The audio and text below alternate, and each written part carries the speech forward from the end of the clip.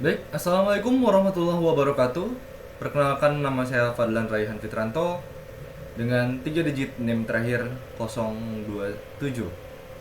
Jadi, pada video kali ini saya akan membahas mengenai modul praktikum 6, yang dimana modul praktikum 6 ini membahas mengenai image stitching dan alignment. Jadi pada tujuan praktikum pada modul 6 ini, yang pertama memahami dan mengimplementasikan pipeline image stitching dari awal. Yang kedua menggunakan OpenCV Stitcher API untuk panorama otomatis. Yang ketiga membandingkan teknik blending, feeder blending, multi-band blending, dan position blending.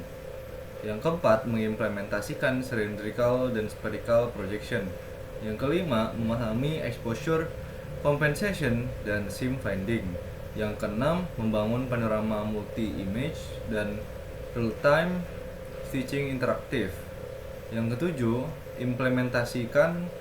mengimplementasikan auto cropping panorama untuk menghilangkan border hitam. Yang ke-8, memahami homografi estimation secara mendalam, ransak homografi, dekomposisi homografi, analisis error homografi. Lalu yang ke-9, mengimplementasikan image registration menggunakan ACC dan fitur base. Yang ke-10, mendalami Laplacian pyramid blending per level secara detail. Yang ke-11, memahami mengimplementasikan gain compensation manual dan histogram matching. Yang ke-12, mengevaluasi kualitas stitching menggunakan metrik PSNR dan SSIM. Yang ke-13, memahami panorama loop closure dan distribusi error. Yang ke-14, mengimplementasikan dokumen alignment dan stitching. Yang ke-15, membangun pipeline panorama lengkap berbasis class. Yang ke-16, mengembangkan aplikasi panorama maker dengan berbagai mode. Baik, ini hal tersebut adalah tujuan dari praktikum pada modul ini. Selanjutnya kita masuk ke percobaan praktikumnya. Yang pertama yaitu stitching manual pipeline. Jadi kita sebelum mengenal stitching, kita harus mengenal pipeline dari stitching itu sendiri. Dimana fungsi yang dipelajari yang pertama adalah shift, lalu flank base, lalu homografi, terus perspektif, draw, perspektif transform. Nah, programnya seperti ini. Ini untuk library-nya. Ini setup, terus ini header pada programnya. Ini untuk langkah-langkahnya.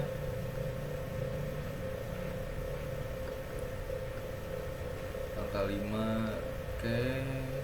Langkah 6. Langkah 8, langkah 9, langkah 10, dan lain selanjutnya. Setelah itu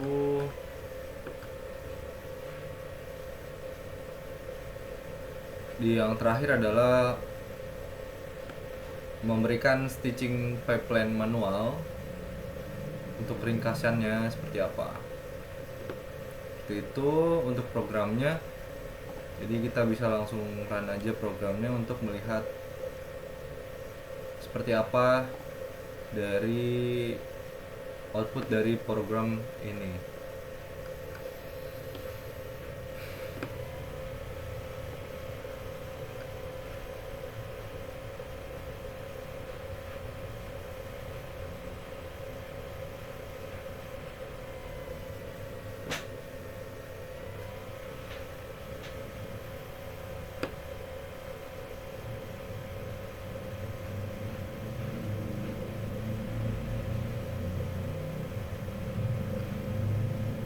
Nah, ini untuk output dari programnya.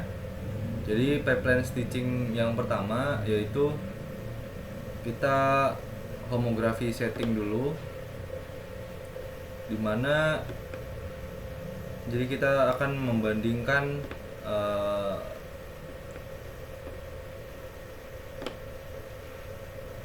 metode-metode homografi. Di sini ada Flan, ada Sieve, ada Ransak. Nah, dia tuh homografi adalah dia untuk menggabungkan antara gambar kiri, gambar kanan, dan area overlap sehingga menjadi gambar panorama yang panjang. Ini untuk hasil stitchingnya. Nah, ini untuk gambar kanan, gambar kiri yang hasilnya akan menjadi lebih lebar gitu. Kita lanjut. Itu untuk homografi, fungsinya untuk itu. Lalu ini threshold, perbandingan rasio threshold dalam matching antara gambar 1 dan gambar 2 di sini. Jadi semakin besar thresholdnya, maka akan semakin match. Untuk gambar 1 dan gambar 2 semakin banyak untuk di matchingnya, dan inlayernya juga semakin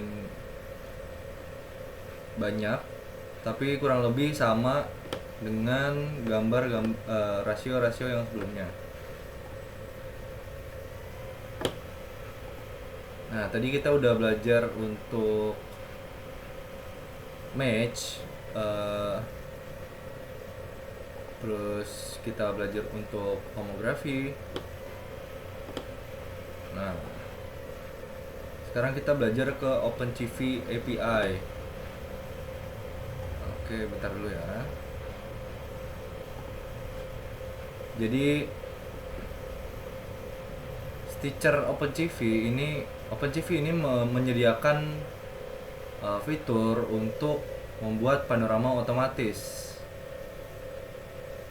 Tidak perlu menggunakan kayak tadi homografi, terus ada BF Matcher,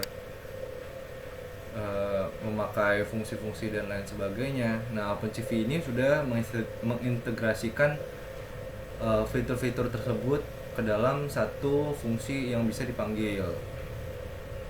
Nah, singkatnya seperti itu. Ini programnya. Definisi langkah 1, langkah 2 sampai dengan seterusnya.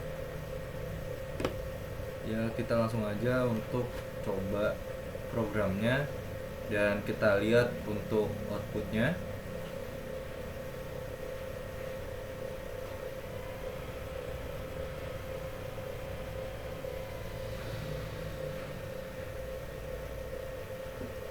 Bisa ditunggu sebentar.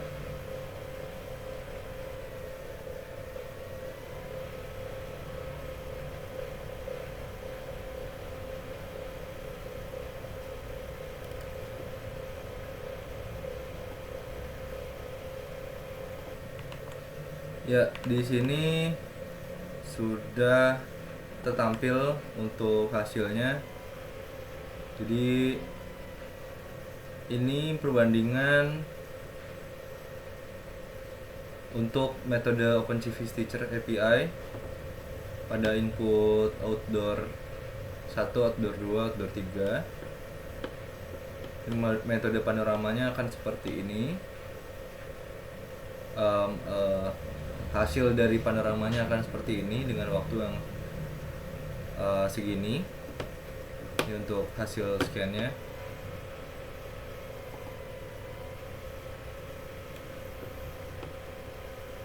Ini untuk perbandingan input indoor 4 gambar.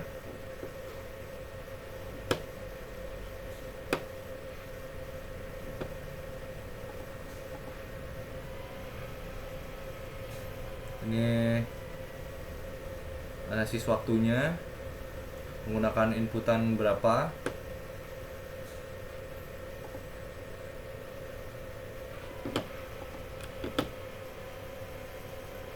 Ya, kita selanjutnya ke teknik blending perbandingan, di mana pada program ini berfungsi sebagai teknik blending yang digunakan untuk menggabungkan gambar dalam image stitching. Blending ini menghasilkan transisi yang mulus pada area overlap tanpa artefak visual, dimana blending ini memastikan bahwa gambar kiri, kanan, dan tengah itu tampak menyampur seperti itu. Ini programnya seperti ini, bukan menggunakan library yang seperti ini. Terus seperti biasa, ini langkah-langkah untuk programnya: feeder blending, multi band blending.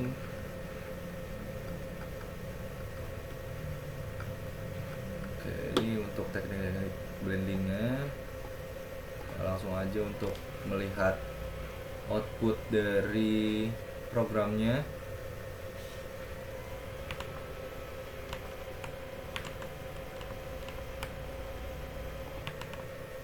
Ya, di sini udah keluar untuk outputnya, di mana perbandingan 4 teknik blending. Pertama, menggunakan yang tanpa blending terlebih dahulu, tapi menggunakan direct overlay. Terus menggunakan average blending, di mana 50-50 dari program kiri kanan akan disatukan menjadi satu gambar. Lalu menggunakan feeder blending, terus ada multi band blending di sini. Oke, kita ke yang selanjutnya. Lalu ini untuk area overlap pada setiap gambar dengan metode blending yang berbeda-beda pula.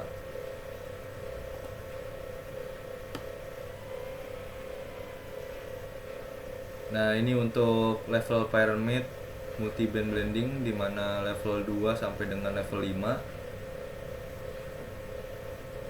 Tentunya juga menghasilkan waktu yang berbeda-beda pada setiap levelnya.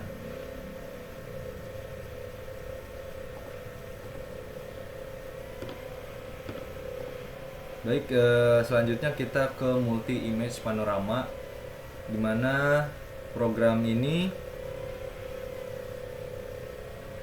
terdiri dari beberapa inputan untuk menghasilkan satu gambar, di mana kalau dari 5 gambar yang dijadikan input, setelah itu menggunakan chain homografi disatukan, maka gambar tengahnya adalah gambar ketiga yang dijadikan referensi untuk meminimalkan distorsi.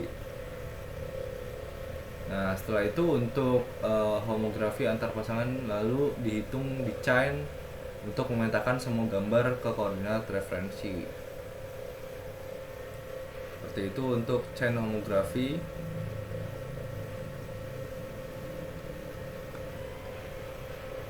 Nah, ini programnya.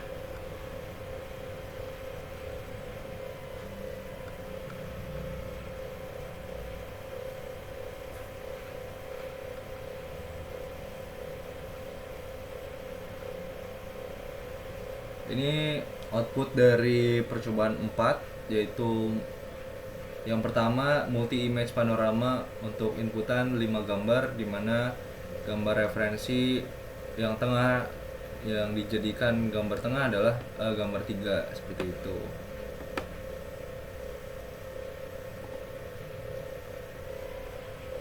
Lalu ini untuk referensi kiri, tengah, dan kanan.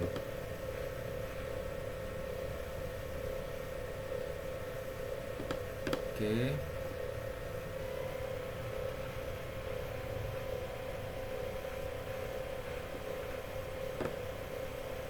Ya, kita lanjut ke cylindrical projection, dimana ini adalah metode untuk warping, mengurangi distorsi yang terjadi pada panorama wide angle.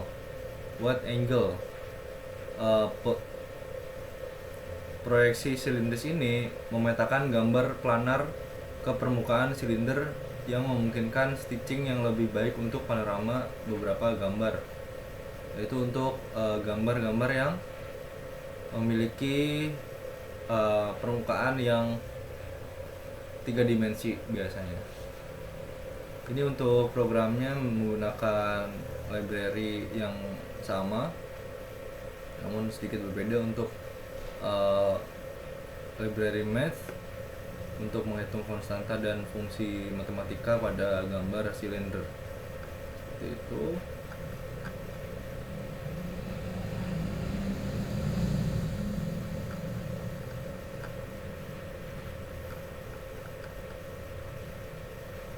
Kita langsung run aja programnya untuk melihat bagaimana outputnya.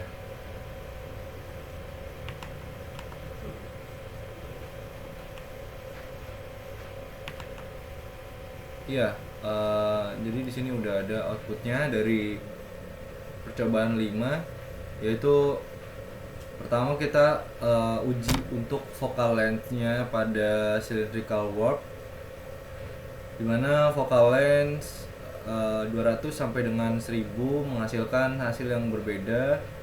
Pada gambar outputnya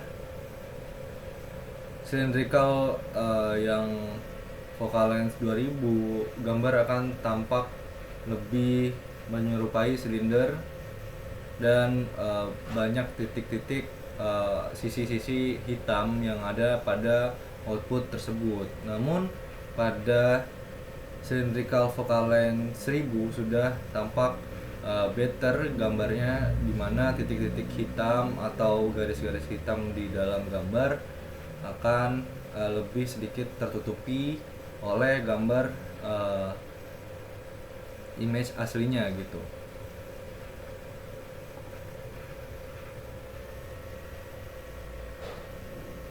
Ini sebenarnya untuk perbandingan stitching planar dan cylindrical. Ini untuk cylindrical stitching. Jadi di sini mentranslasikan dan mengaverage dari 3 input, kemudian di warping menggunakan cylindrical, kemudian di stitching.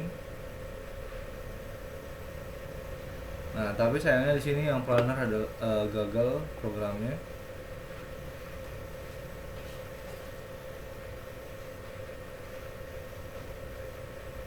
Lalu ini visualisasi distorsi cylindrical pada grid, dimana gambar yang bergrid ini pada proyeksi pada warping cylindrical memiliki visualisasi distorsi yang dimana akan ditutupi oleh focal length dari metode ini, warping ini, focal length 300 sampai dengan 800. Seperti ini untuk pengaruhnya. Jadi selanjutnya kita ke spherical projection, dimana spherical projection untuk warping jadi terkhusus untuk panorama full view, dan dia membandingkan 3 jenis proyeksi programnya, yaitu pertama planar, cylindrical, dan spherical. Proyeksi spherical ini memetakan gambar planar ke permukaan bola. Nah, ini metode ini cocok untuk panorama yang mencakup field of view yang lebar dimana lebih dari 180 derajat. Ini untuk programnya, library-nya sama dengan cylindrical yang tadi, namun bedanya di sini untuk perhitungan matematikanya, dimana menggunakan theta dan pi. Oke, seperti ini untuk langkah-langkahnya di sini sampai dengan yang ke bawah. Ini adalah main untuk programnya.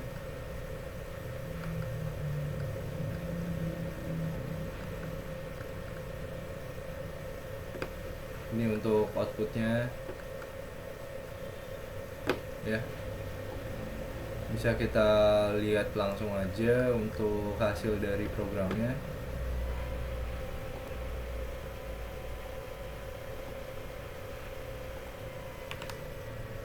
Ya, di sini udah ada untuk output dari program tersebut, percobaan 6, yaitu perbandingan antara 3 proyeksi di mana planar, cylindrical dan spherical.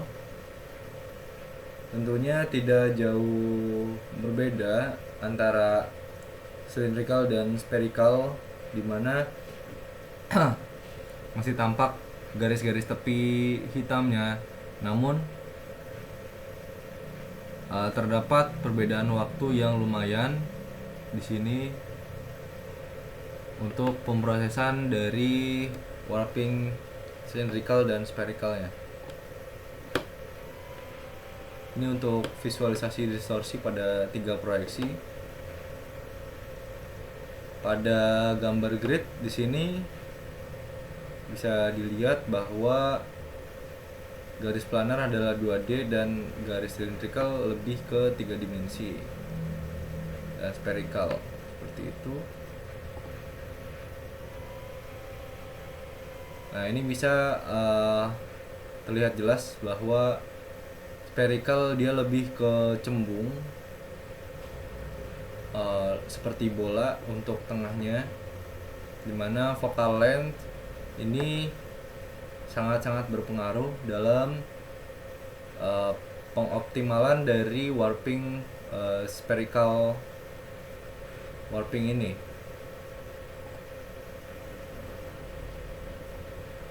Iya, yang selanjutnya kita lanjut ke bundle adjustment konsep, dimana bundle adjustment adalah pada kualitas panorama multi image di sini. Ini adalah metode untuk mengoptimasi parameter kamera secara global untuk meminimalkan reprojection error. Nah, pada setiap inputan itu pasti memiliki reprojection error, dan bundle adjustment ini dia meminimalkan error dari setiap inputan yang dimiliki ketika dia memakai chain homography. Jadi di sini programnya seperti ini.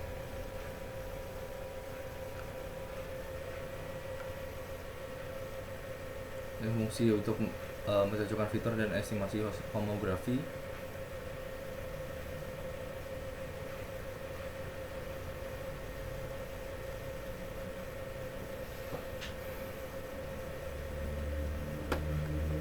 Ini dicoba untuk 5 gambarnya, terus di sini dibandingkan untuk homografi chain menggunakan bundle adjustment dan tidak menggunakan bundle adjustment.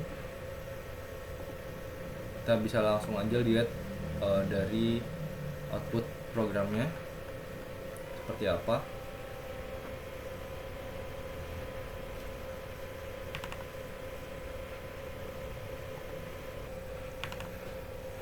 Baik, ini udah ada untuk output dari percobaan ke-7.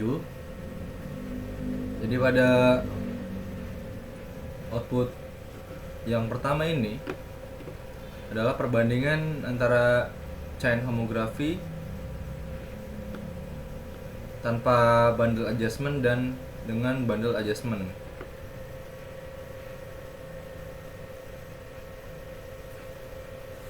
Bisa dilihat bahwa waktunya signifikan yang menggunakan chain homography, lalu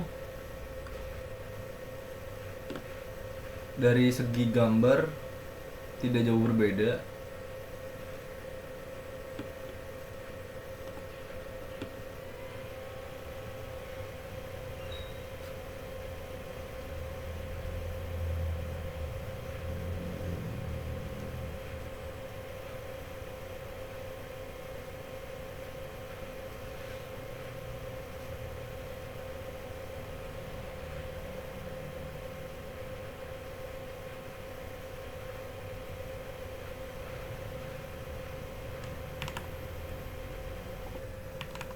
Baik, untuk outputnya sudah keluar di sini. Bentar. Baik, untuk outputnya sudah keluar. Untuk percobaan ketujuh, analisis reprojection.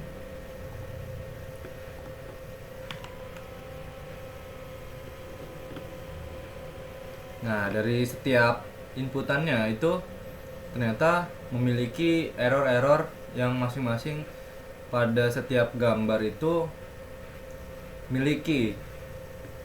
Nah, menggunakan banyak gambar pada panorama mamografi ini, pada gambar panorama ini akan terjadi penumpukan error di mana error itu saling bertumpuk menggunakan chain homografi.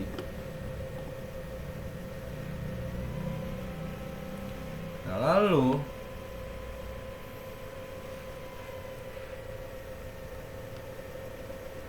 ini perbandingan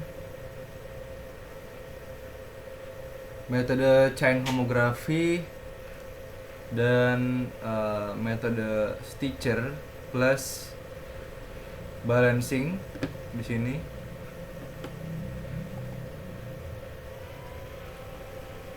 Lalu ini untuk alignment area atau bisa disebut overlap. Ini dengan chain homografi, ini dengan Stitcher API menggunakan balancing.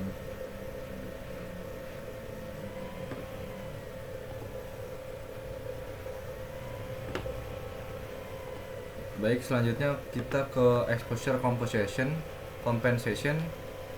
dimana perbedaan exposure pada gambar panorama yang disebabkan oleh perbedaan intensitas cahaya dari setiap gambar inputan yang diberikan.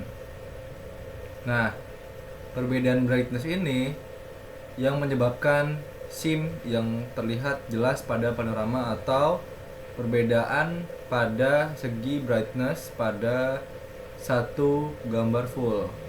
Nah, digunakanlah exposure compensation untuk adjustment dari brightness intensitasnya. Nah, ini untuk programnya seperti ini.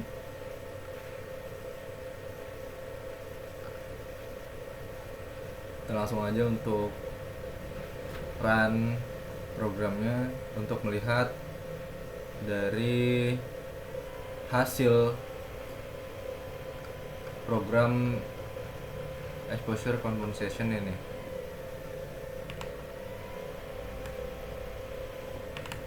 Nah, baik, ini udah ada untuk output dari percobaannya, dimana dibandingkan histogram sebelum dan setelah exposure compensation bisa terlihat jelas pada untuk diagram histogram yang tengah ini, yang dimana adalah metode global gain. Bisa terlihat jelas bahwa exposure compensation akan mengkompensasi dari setiap ketinggian dan kekurangan dari histogram ini sendiri. Setelah itu kita lihat juga bahwa gambar tanpa exposure compensation dan menggunakan exposure compensation akan sangat jauh berbeda. Ini menggunakan fitur yang lain, menggunakan block base. Ini menggunakan Punchv Stitcher.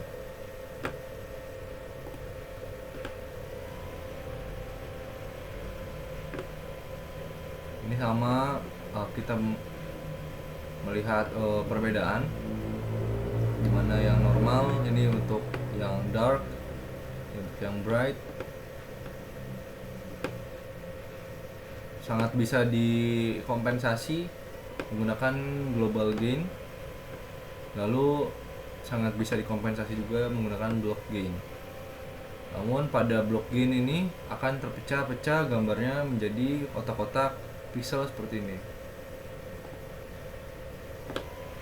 Baik, kita langsung ke sim finding. Di sini sim finding ini adalah program untuk memahami dan membandingkan berbagai metode sim finding. Jadi sim finding ini adalah mencari sim dalam gambar panorama.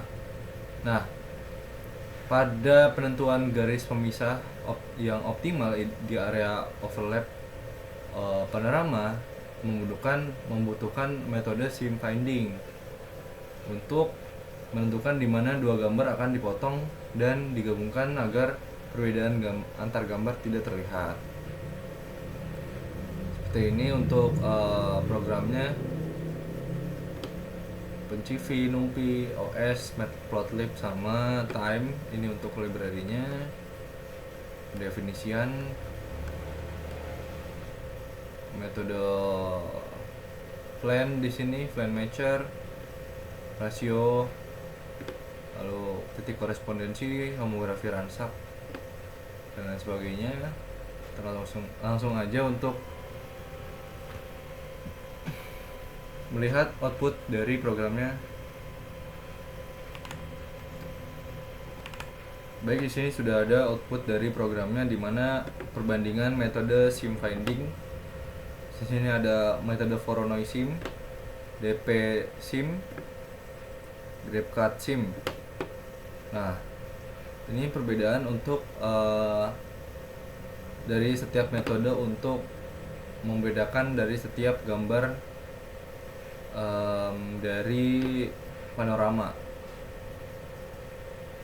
Ini hasil dari penggabungan dari sim finding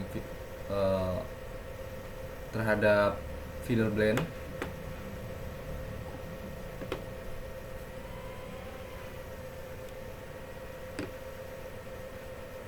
Lalu di sini terdapat cost map.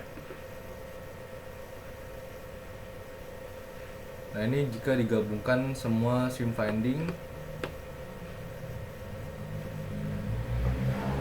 Nah, ternyata DP sim dan multi band blending di sini mempunyai hasil yang terbaik.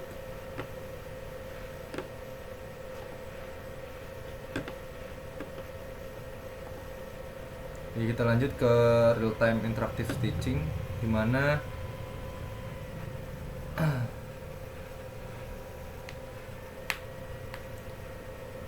program ini mengimplementasikan piping cepat menggunakan ORB, Oriented Fast and Rotated Brief, yang lebih cepat daripada shift untuk skenario real time. Seperti itu. Ini untuk programnya. Langkah 1, langkah 2 sampai langkah terakhir.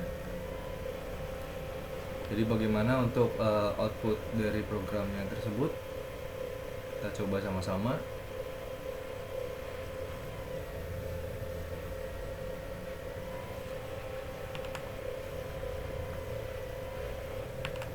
Yap, di sini sudah ada output dari program percobaan ini. Jadi ini untuk perbandingan real time stitching menggunakan menggunakan metode stitching ORB dan shift, di mana key point yang terdeteksi berbeda menggunakan ORB dan shift. Ini untuk hasilnya.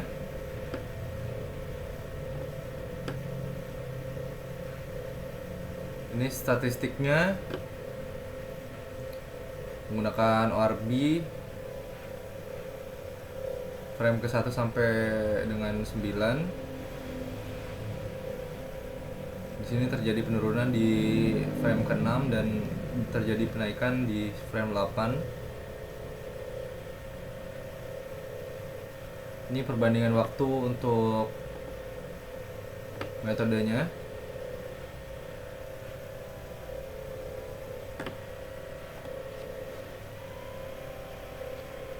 Lalu ini hasil stitching real time. Ini untuk input 3 frame. Ini untuk input real time 2 frame. 2 frame ORB, 3 frame ORB. Ini untuk final panorama shift.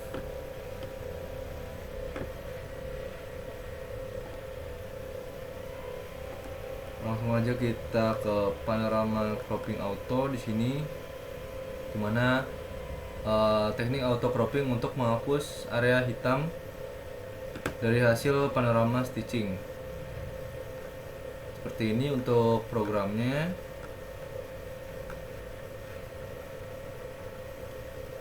Jadi untuk pendefinisian terlebih dahulu untuk fungsi-fungsinya,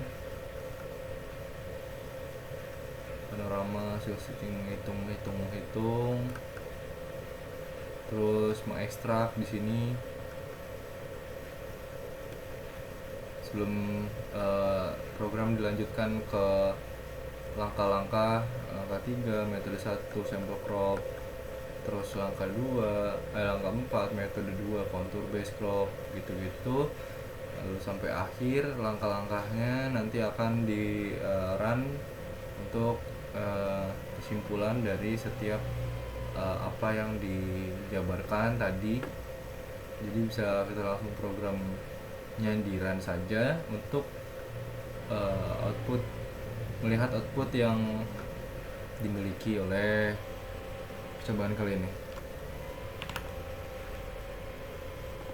Baik, di sini sudah ada untuk outputnya, dimana perbandingan metode auto crop pada gambar panorama metode 1, 2, 3, dan 4 di sini. Untuk metodenya sample crop, contour crop, morphological crop, dan inscribed track. Lalu di sini juga perbandingan area yang hilang. Tidak ada yang hilang ternyata. Nah, ini untuk perbandingan waktu eksekusi, dimana yang lebih kecil adalah yang lebih cepat untuk mengeksekusi dari gambarnya tersebut. Nah, ini untuk auto crop pada panorama indoor untuk beberapa metode.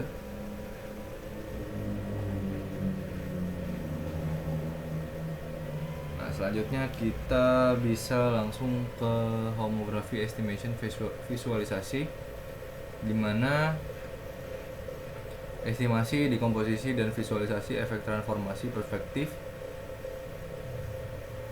di sini dipelajari, dimana homografi adalah matriks 3x3 yang memetakan titik-titik dari satu bidang ke bidang lain dan merupakan fondasi utama dalam image stitching.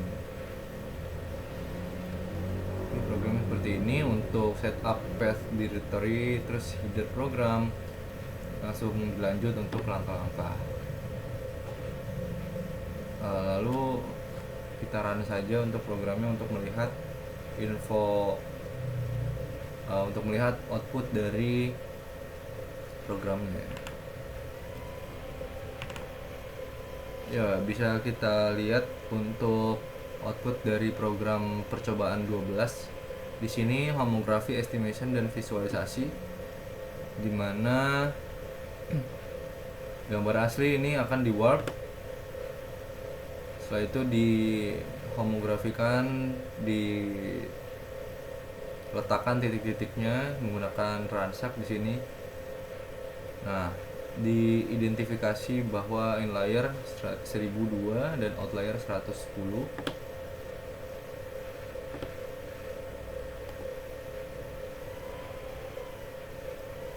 Nah, selanjutnya di sini untuk DOF 8 DOF matriks homografi, setiap support memodifikasi satu elemen matriks. Ini untuk shear X, shear horizontal, ini untuk translasi horizontal. Ini shear Y, shear vertikal. Terus di sini perubahan skala vertikal, terus translasi vertikal, perspektif horizontal, perspektif vertikal.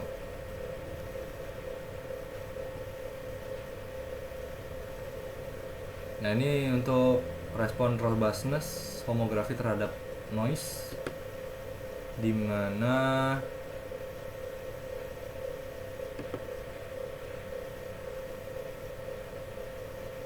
jumlah inlier dari ransak di sini pada level noise akan semakin turun jika level noise-nya akan semakin bertambah, seperti itu. Di titik sigma 0 sampai 2 dia masih tetap tinggi, namun pada sigma 5 dia cenderung lebih rendah daripada sigma yang 2, seperti itu. Ini untuk distribusi reprojection error.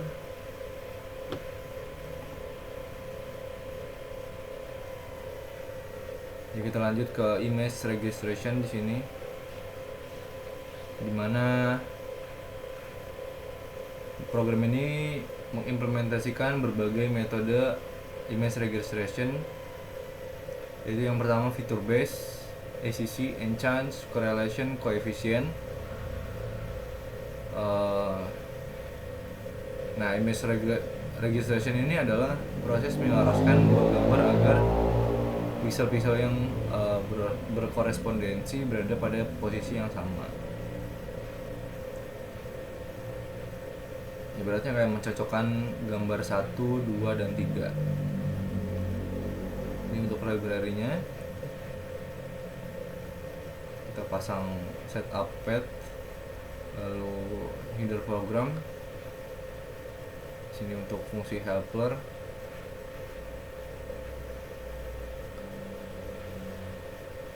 Ekstrak titik korespondensi, homografi, dan sebagainya. Ini untuk fungsi-fungsinya sebenarnya.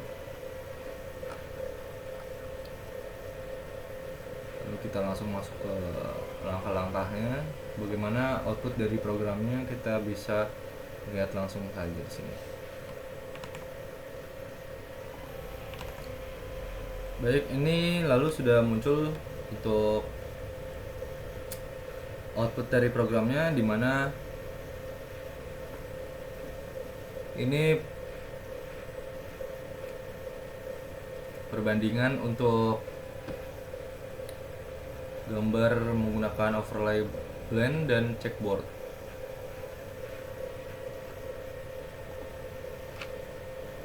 Ini untuk before, ini afternya. Sisi translation ini menggunakan checkboard, dimana beforenya seperti ini, lalu ini feature-nya seperti ini, ACC trans seperti ini, ACC events seperti ini. Seperti itu untuk outputnya. Terus ini ada image registration di sini, dimana sebelumnya gambar tampak kacau sekali, dimana langsung ketika diterapkan feature base di sini seperti ini, ACC. Nah, setelah diterapkan banyak fitur ini, maka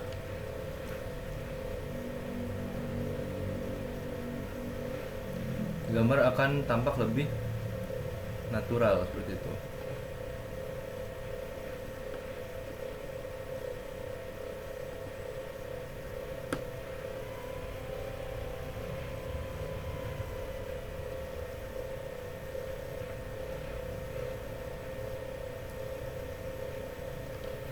Ini percobaan 13 image registration gambar perspektif.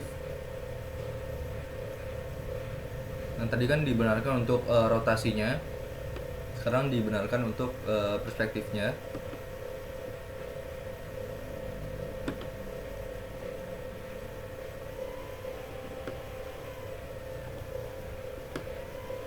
Kita lanjut ke Laplacian pyramid di sini, dimana metode Laplacian pyramid ini memungkinkan blending dua gambar pada frekuensi yang berbeda sehingga transisi terlihat sangat halus.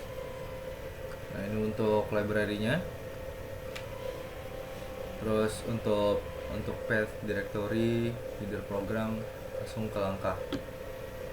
Dan pendefinisian dari fungsinya buat Gaussian pyramid di sini. Nah, Laplacian pyramid, lalu ke reconstruct form Laplacian dan lain sebagainya.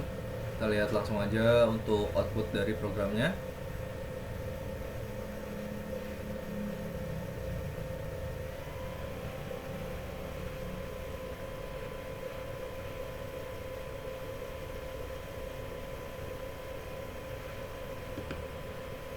Nah, ini untuk level dari Gaussian pyramid.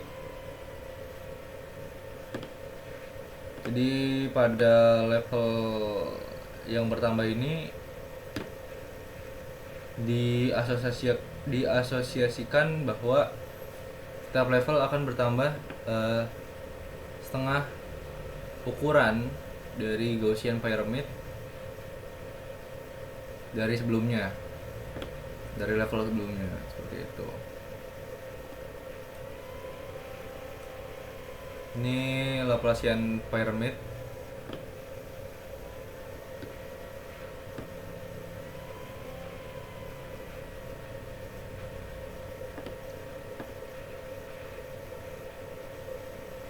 Ini untuk detail frekuensi tinggi ke rendah, dimana 0 sampai 3 pada frekuensi yang paling tinggi ke rendah, lalu yang level 4 adalah residual.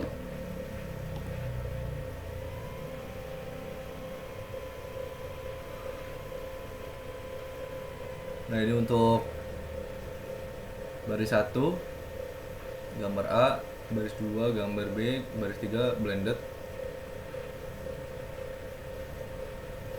dimana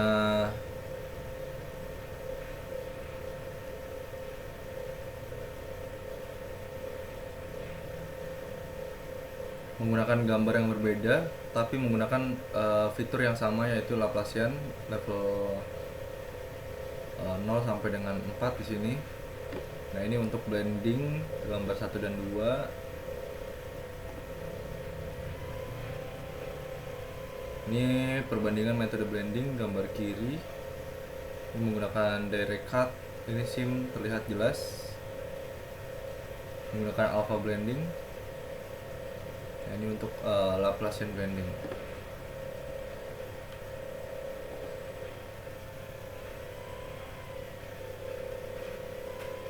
Nah, ini pengaruh jumlah level pyramid pada kualitas blending, dimana 0 ini sama kayak direct cut. Namun kita kalau sudah masuk ke level 2, level 3, level 4 sampai dengan level 6, ini bisa dilihat bahwa STD di sini standar penyampuran mungkin ya dari blendingnya akan semakin baik, seperti itu.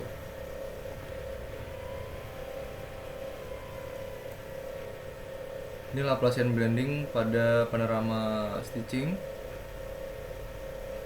Ini direct stitching tanpa blending. Ini untuk Laplacian pyramid blending.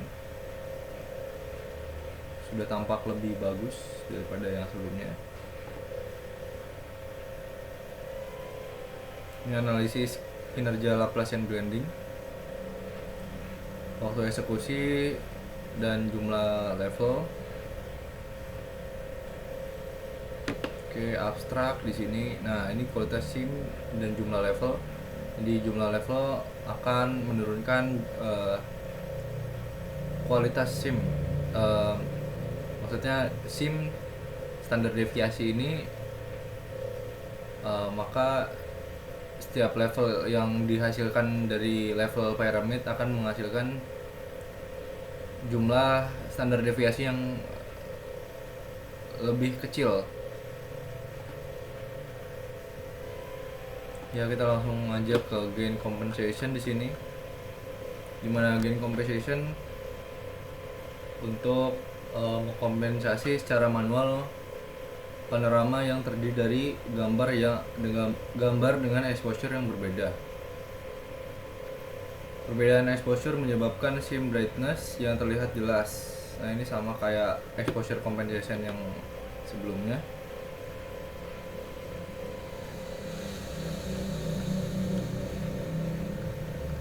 Ini untuk programnya.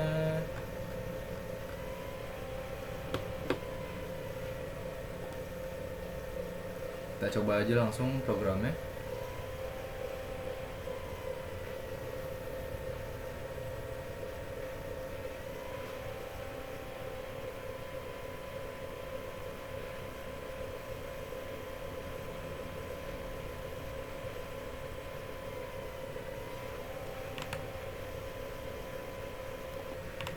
Baik, di sini sudah muncul untuk outputnya, bahwa bisa dilihat di sini ada gambar dark, normal, dan bright di sini. Sebelum compensation, grafik akan terlihat abstrak. Nah, ini untuk sesudah gain compensation, grafik sudah lebih merata. Ini udah sesudah pre-channel, ini sesudah lab compensation, sesudah clay, sesudah histogram matching.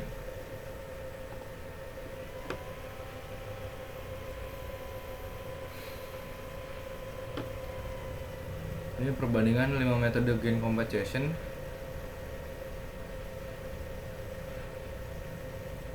Original di sini. Nah, ini untuk apa namanya? Simbol rata-rata brightness.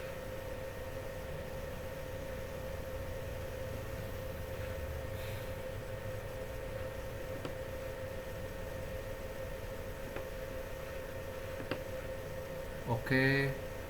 Jadi semakin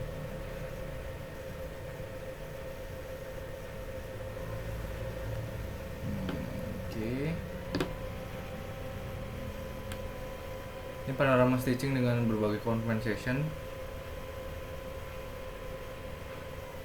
Bisa dilihat bahwa gain compensation akan berpengaruh yang signifikan terhadap brightness dari setiap gambarnya.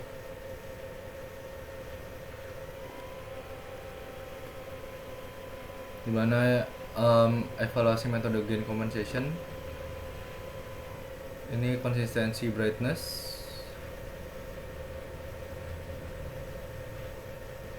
nah standar deviasi brightness di sini yang tanpa compensation akan terlihat banyak perbedaan. Perbedaannya sangat signifikan antara gambar satu dengan yang lainnya. Namun setelah memakai gain compensation, yang terjelek adalah clay dengan standar deviasi 27,54, dan yang terbaik adalah di global gain. Lalu waktu eksekusinya gimana? Nah, di antara metode gain compensation di sini yang paling kecil ternyata itu adalah clay.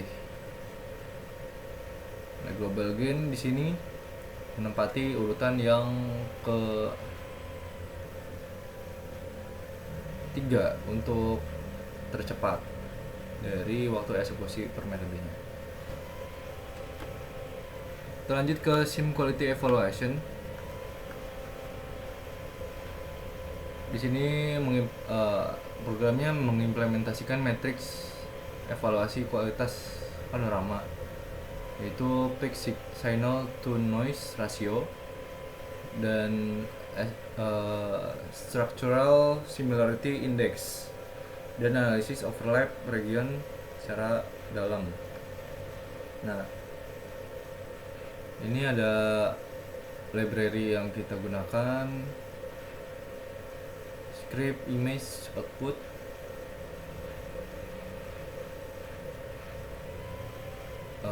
di sini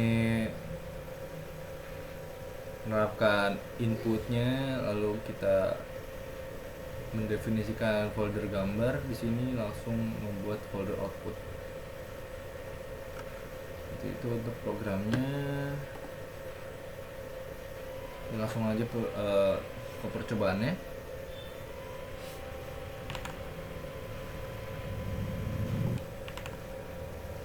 Nah, ini untuk output dari percobaannya, dimana kita membandingkan metode blending menggunakan no blending, ini menggunakan feeder, ini menggunakan multiband, ini menggunakan heat map.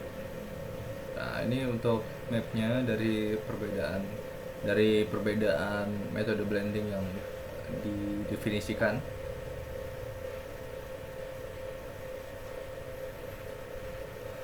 Lalu ini histogram perbedaannya menggunakan no blending dan feeder blending serta multi blendnya.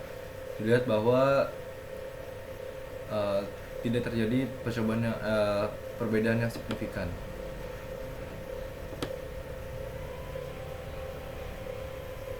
Ini S alignment, garis yang diidentifikasi error. Ini juga tidak signifikan antara perbandingan antara metode-metode yang digunakan, yaitu feeder dan multi-blend. Ini untuk heat mapnya, SSCM map per metode blending.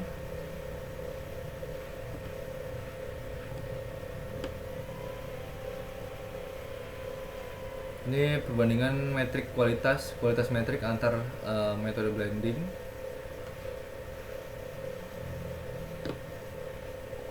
Tidak terlalu signifikan.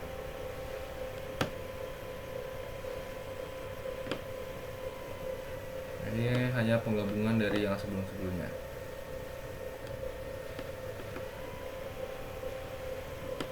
Ini perbandingan hasil stitching dan zoom area sim.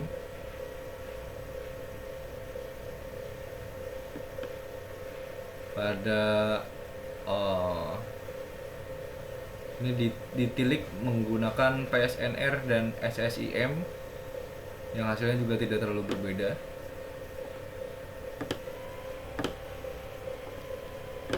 Kita langsung ke panorama loop closure. Di sini programnya menangani panorama 360, di mana gambar pertama dan terakhir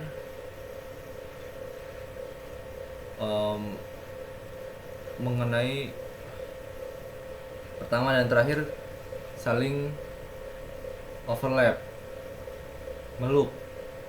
Tanpa loop closure ini, akumulasi error pada chain homografi menyebabkan drift atau misalignment pada loop kembali. Ini untuk library-nya dan programnya seperti ini.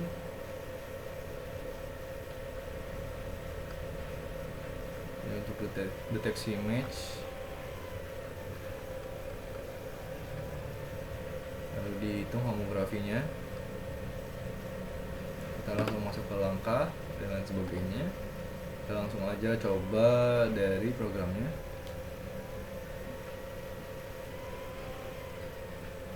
Ya, jadi di sini loop panorama memiliki input 7 gambar.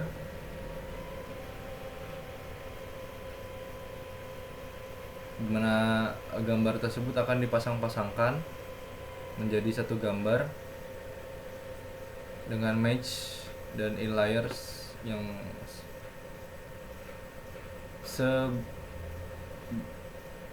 segini. Ini akumulasi error pada chain homografi, di mana pada metode chain homografi akan menumpuk error dari setiap gambar input.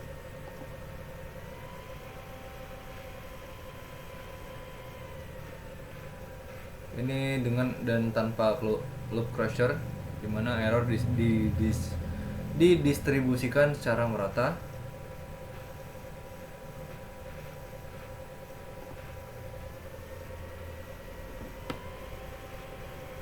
Nah, ini untuk area loop, zoom area loop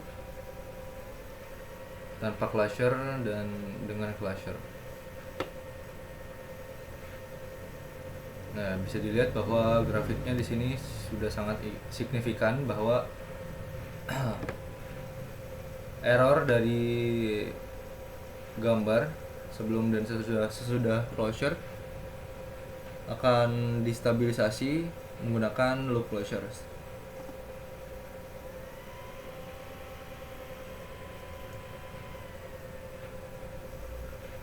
Ini hanya penggabungannya aja.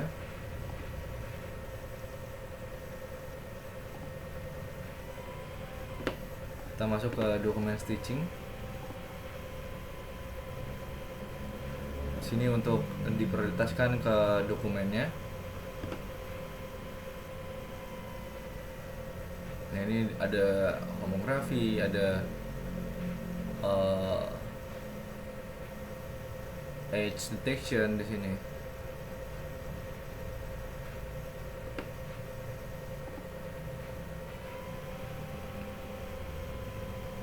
Nah, ini untuk koreksi perspektifnya untuk dokumen 1, 2, dan 3. Ini untuk yang sudah terkoreksi.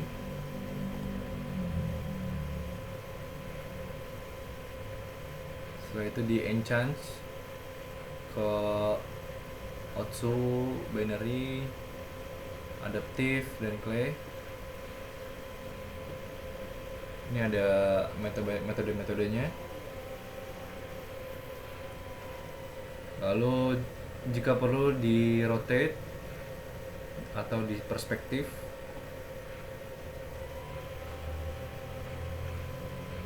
Ini untuk koreksi whiteboard sebelum diunggah.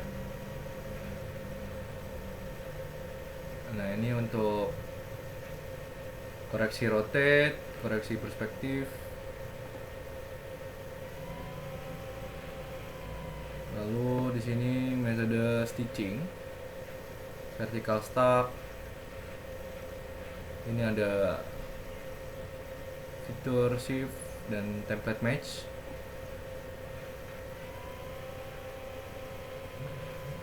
Ini visualisasi langkah pipeline lengkap, di mana input yang dimasukkan akan dikoreksi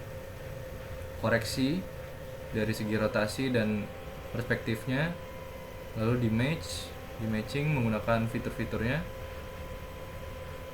lalu di enchant menggunakan fitur-fiturnya, lalu digabungkan seperti itu.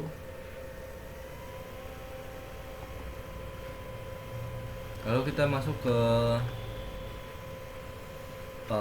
panorama pipeline lengkap.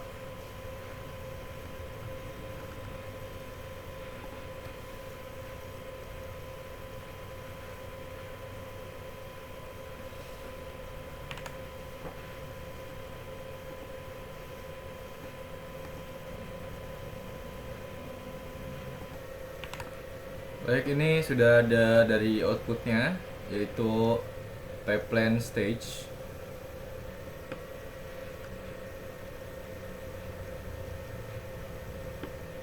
Jadi yang pertama, ini gambar kiri dan kanan akan di match, setelah itu di warp, setelah itu di compensate. Nah, jadi hasil untuk pipeline 3 gambar input.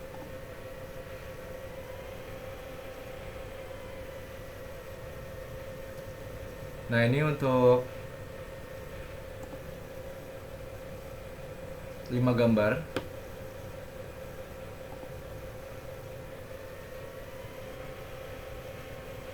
Ini untuk 4 gambar.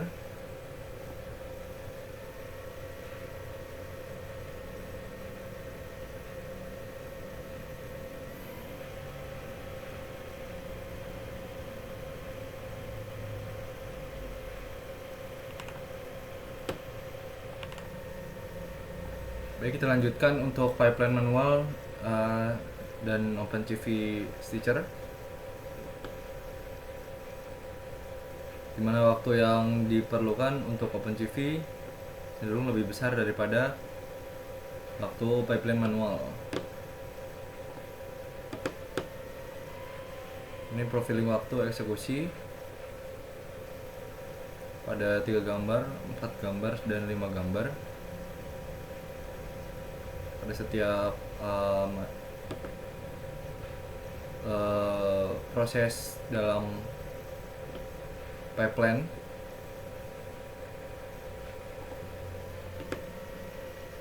Ini pipeline panorama stitching, input, detect, match, estimate, homography, terus di canvas, terus di warp, exposure, terus fine seam, terus multi band, habis itu auto crop, baru di panorama. Oke.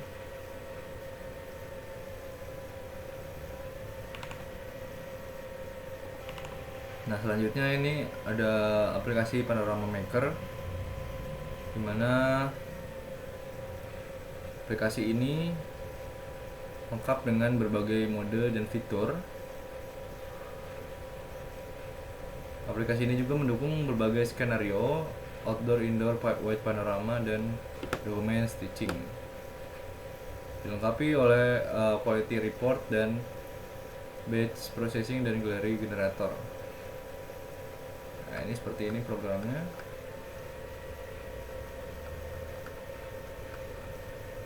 Kita class, terus didefinisikan stitch autornya, stitch manualnya,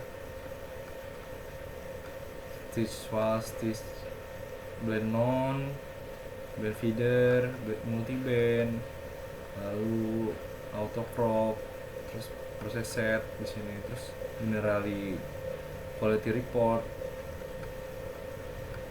Nah, habis itu kita langsung masuk ke langkah-langkah dari programnya. Seperti itu, kita coba langsung aja untuk outputnya.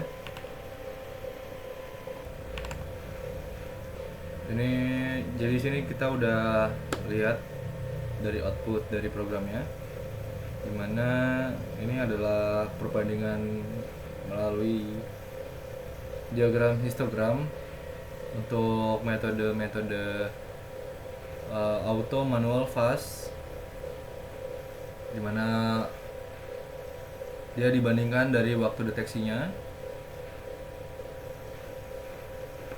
pada input 3 dan 4, 5 serta dokumen.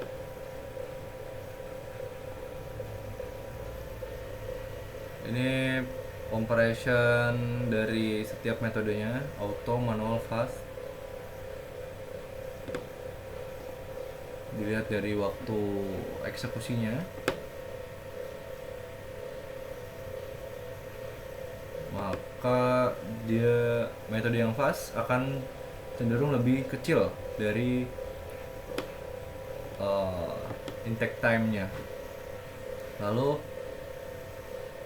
di sini perbandingan mode wide 5 image input dengan perbandingan time consume-nya itu jauh lebih cepat fast daripada auto dan manual. Ini untuk mode dokumen, untuk fast dan manual.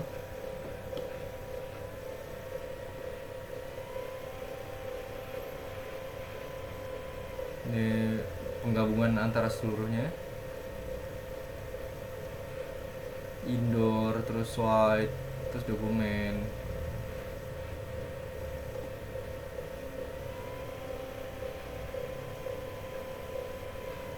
Ini comprehensive summary Panorama Maker.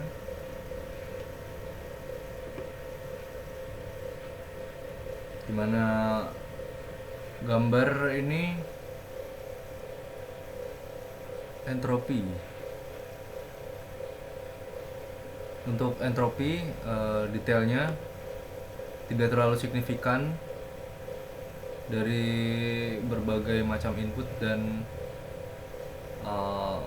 mode dokumen, tapi pada waktu eksekusi tentu sangat terasa pada metode-metode auto, manual, dan fast-nya ini.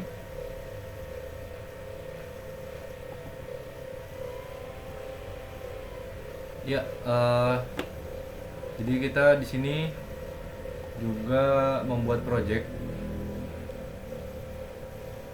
Kita akan yang window dulu untuk memperlihatkan project yang sudah saya buat. Kita open pada filenya. Jadi project sekilas dari project yang sudah saya buat.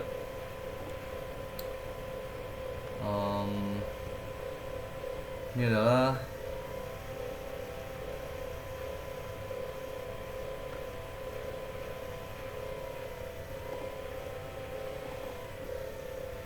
Panorama Snap, dimana dia bisa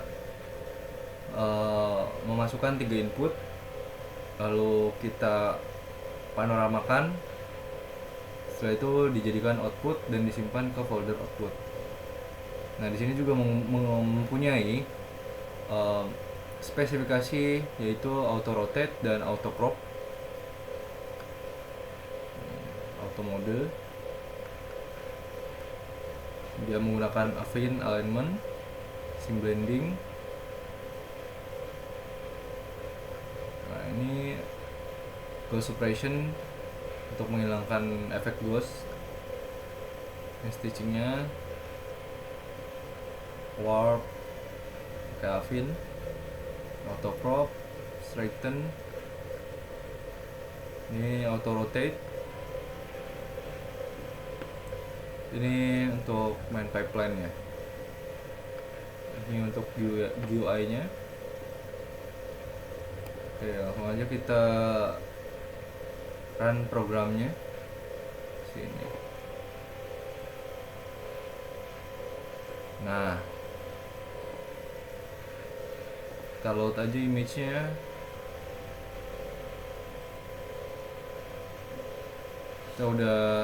Saya udah menyiapkan untuk image-nya. Ini adalah foto dari teman saya untuk objek manusia. Kita stitch. Nanti hasilnya akan seperti ini, muncul efek ghost karena memang keterbatasan dari metode yang digunakan, sehingga tidak dapat menangkap detail untuk yang objek 3D-nya, karena juga objek yang terus bergerak seiring penangkapan gambar juga. Lalu untuk objek 2D-nya seperti apa? Seperti ini.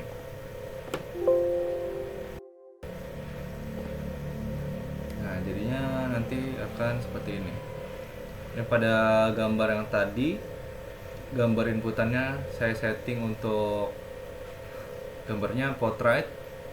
Makanya di sini auto landscape menggunakan auto rotate, dan kita bisa save juga. Bisa dilihat di sini juga gambarnya tidak error. Saya save di sini di output. Mana tadi project? Saya sudah menyiapkan outputnya di sini. Output 1. Seperti itu, dan ini sudah nampak bagian outputnya project 3. Nah, output